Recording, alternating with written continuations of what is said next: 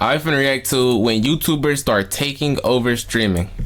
So we now live in a world where YouTubers are becoming less and less popular, while streamers have been running the internet for the past Yeah, that's why I'm years. gonna be a streamer when I get successful. Ross, Casanat, and This quality is buns. Some examples of this whole culture shift happening, and this even inspires some of the biggest YouTubers to switch career paths as well. But why are all these older YouTubers switching to a streaming career, and which ones are seeing the most success? Well, that's probably why you're here, and Definitely if you're new to the channel, don't forget to hit that subscribe button and join the Trap House with the biggest trapper. And while you're at it, don't forget to hit that nigga on my first For You link page down below my description to join my Discord server and come in. I've been seeing DDG on my For You page for a smooth couple months, so whatever he doing is fucking working. Official member of the community. I've been seeing a lot of Zias and B-Lou. It is B-Lou being fucking stupid. That'd be funny.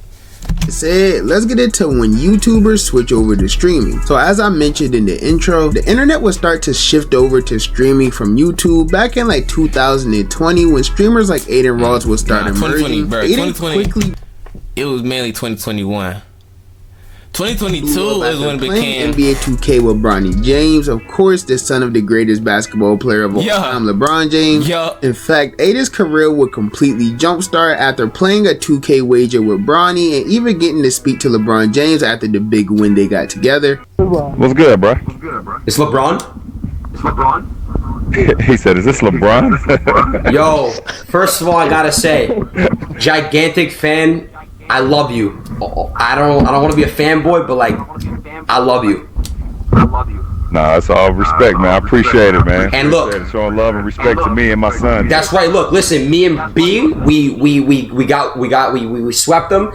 And we did it for Cleveland. And after this, Aiden Ross would end up going on an insane run, becoming the biggest streamer in the entire world. They're doing various forms of content. I don't know who bigger, Speed or Aiden. Rappers as well. And this is where streaming would really begin changing, because after this, we would start seeing other streamers emerge as well, such as Casanat and I Show Speed. And this is where streaming really began taking over the entire internet, because these streamers began doing content that the world has never really seen before live. There was a point in time in the internet where you could only get on YouTube and see certain forms of content, but with these streamers blowing up and doing the things they did on stream, they would begin bringing the YouTube style of content over to the live streaming world. As we all know, streaming used to look a lot different back in the day, with most of the creators on streaming platforms either gaming or doing reactions live on stream, but now things have completely changed. Streamers like Speed will begin traveling all over the entire world, doing all of this vlog style content in various countries. A style of content that would have really only been accessible on YouTube for a long time is now accessible to everyone to watch live basically every day, and that's not something that a lot of people was used to seeing on a live stream. And of course, there's Casanat, who's completely revolutionized streaming in multiple ways, including his multiple bit-scaled high production streaming marathons, along with featuring some of the biggest celebrities and rappers into his content over the years as well. All of these things will lead to Casanat this little baby shit was so the most corny. subscribed Twitch streamer of all time. Also, basically, oh, I don't got your money right now. What? Go live. Where my money at?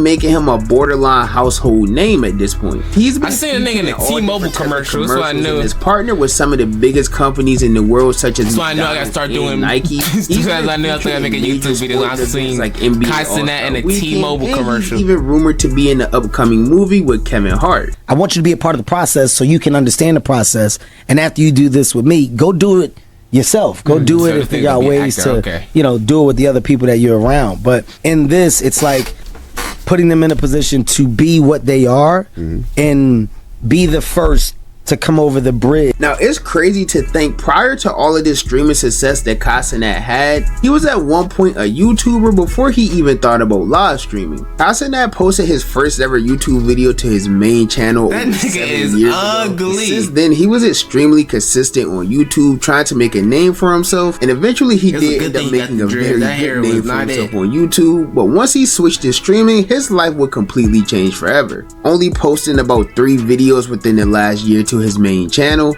but instead he would become extremely consistent with his live streaming, becoming, as I said, the most subscribed Twitch streamer of all time, while also accumulating over 12 million subscribers on his live channel. This is of course the channel where he posts all of the highlights from his live streams, and this channel would completely pass his main channel in subscriber count, which is kind of crazy to think about considering how hard he worked on that main channel for years. And I think the growth of streamers like Casanat would really be he definitely worked harder on his live YouTubers. Like I really think this was the turning point where a lot of YouTubers began to realize how much more popular streaming was becoming rather than creating YouTube content, and not to mention how much money these streamers were making as well. It seemed as if I'm gonna start some sort of money glitch because of which.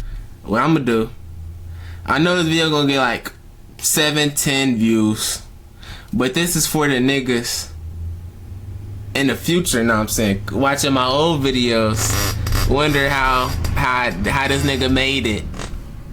So I'm gonna do what I'm gonna do. I'm gonna grind this YouTube, get a decent start, get a decent amount of fans, and I'm gonna start streaming, and I'm gonna really take over.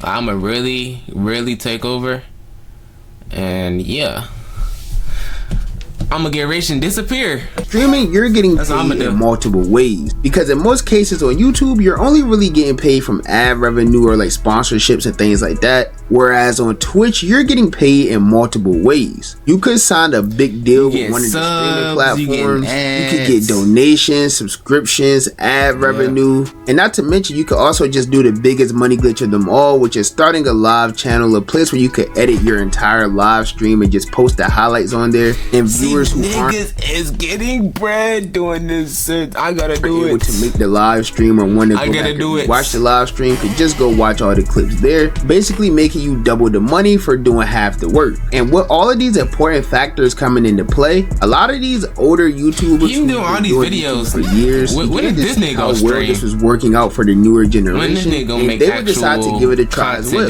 Now, of course, the first person I have to mention in this is DDG. He's probably the best example of a primary YouTuber switching over to streaming thus far, because he's been on the internet for years, dating all the way back to like 10 years ago when he first graduated high school, and he managed to remain relevant on the internet all the way up to this point. He's lived through multiple eras on the internet, and he's managed to be around all of these popping streamers while they started their careers as well. And with being a big motivation to these streamers and being around them early in their careers and everything like that, this would motivate DDG to give streaming a try as well. After streaming off and on for a little while, DDG finally started seeing real live stream success just a few months ago, when he would start having various girls on stream along with some of his closest friends, and this would lead to him and his friends dirty macking each other or playing defense on each other, basically making each other look bad in front of the girl, so the girl would end up choosing them. This is quality content right here. Yeah. I think the first date is the first step. I think it don't matter if you have sex on the first date or not. It doesn't matter. Pause. Can you scoot over a little bit? This your purse? Mm-hmm. Can I move? Oh shit, my bad.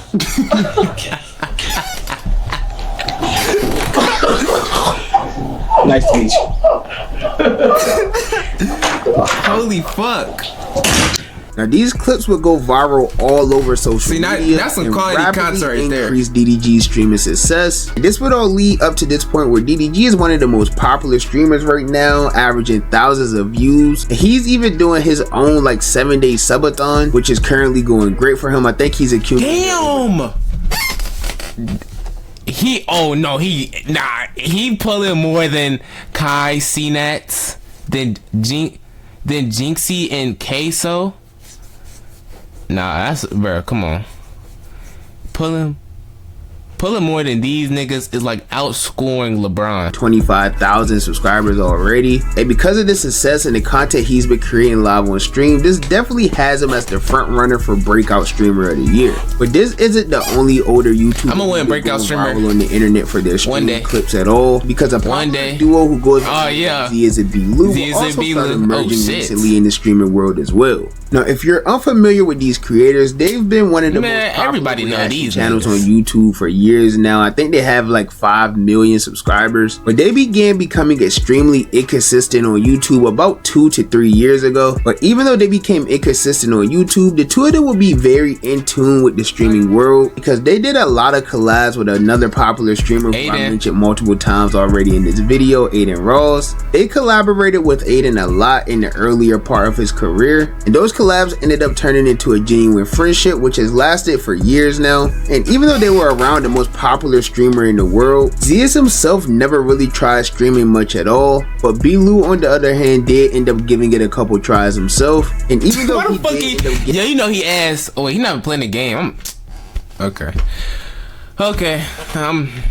getting a kick streaming deal because of his friendship with Aiden Ross. That was a B-Lou moment. Saw any real success when it came to live streaming, and this would lead to him eventually just stopping for a while. Moment, bro. That all changed when him and Zias would decide to do what they did best for years on YouTube and come together as one and do these streams together. And the two of them almost began seeing instant success due to the viral clips that they've been having spread all over social media. Muslims eat during Ramadan. Do Muslims eat 30 days? Do Muslims eat 30 days? Do Muslims eat?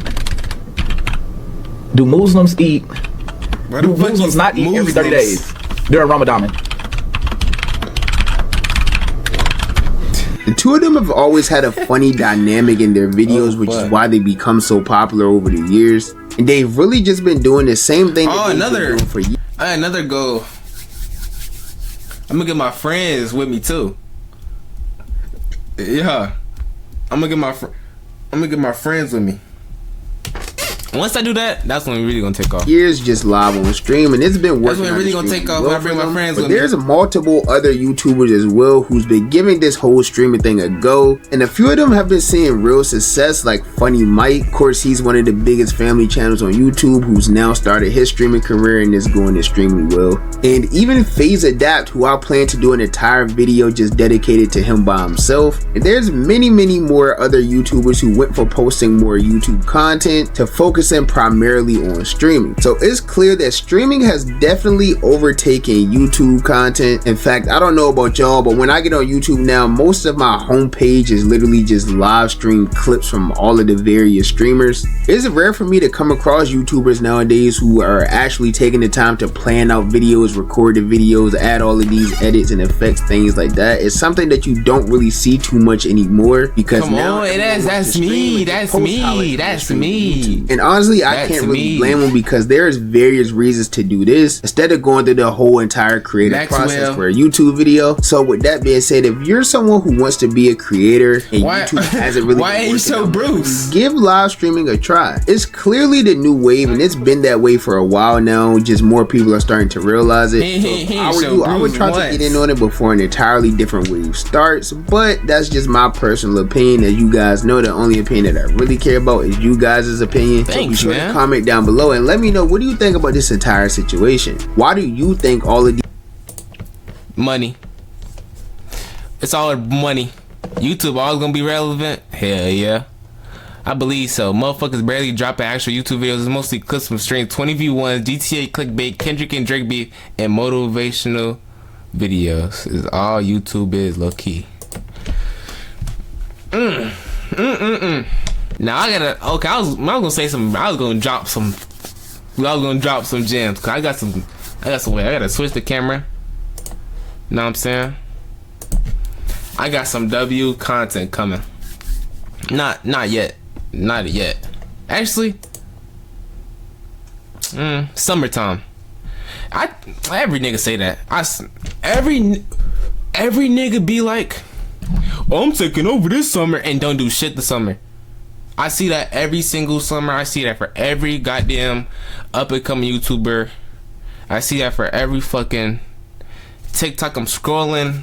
I see a little nigga like me. I don't do this though, cause if I say something, I'ma try to do it. Even if I don't, I'ma try. Like if I say something, I'ma try to do it first. But I be scrolling and I be seeing like a bunch of niggas. Oh, 2024 my year, 2025 my year, and don't do nothing. They don't do nothing at all, and it's pissed me off every single time. Every nigga says this year's gonna be my year, but they don't do nothing. That's what I'm saying. And another thing, niggas always be like, oh, everybody want to be streamer, everybody want to be YouTuber, but then no, if every nigga had that mindset, it wouldn't be a Cassinet, it wouldn't be a DDG, it wouldn't be goddamn Zeus and B-Lou, because everybody would be scared of doing something because all they hearing is niggas say, oh, you ain't nigga, everybody say that, nigga. You ain't gonna, nigga, everybody say that. It's the same thing about the NBA. You tell a nigga you gonna go to the NBA, and they be like, you ain't gonna make it that. You know how impossible that is? If everybody had that mindset, it wouldn't be LeBron James. I'm gonna get off this shit. I've been screaming. I can't even do nothing. I'm in punishment. Well, for the 4 niggas watching, I just gave you some guns, bro. And it's up to you how you use them with the 4 niggas that's watching.